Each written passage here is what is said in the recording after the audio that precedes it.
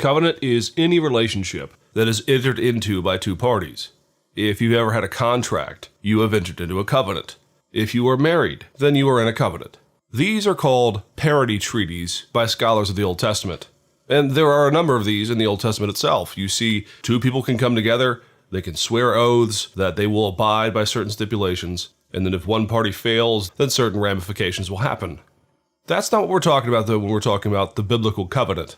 What we mean when we talk about the covenant between God and his people is what is known as a suzerain vassal treaty. A suzerain vassal treaty is between two unequal parties. In most cases, it involves a sovereign or a king and his people. And these are very actually formal things.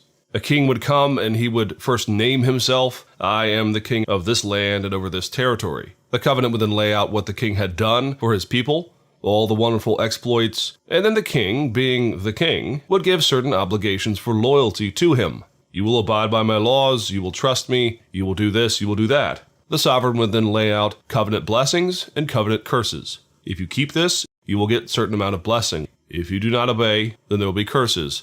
The importance of knowing this is that this is how God approaches his people. The most obvious place is in Exodus 20, which is the giving of the Ten Commandments. God comes and he follows this pattern in a way that is very familiar to those in the ancient world. He says, I am the Lord your God, and then he lays out what he has done for the people of Israel. He has brought them out of the land of Egypt, and he has for them the promised land.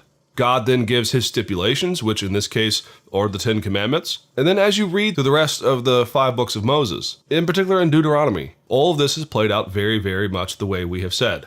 Now, God enters into covenants with his people or with individuals in a number of key areas. With Noah, with Abraham, in this case with God's people through Moses. And all of this is implied that God is going to bless his people, and he requires loyalty from them.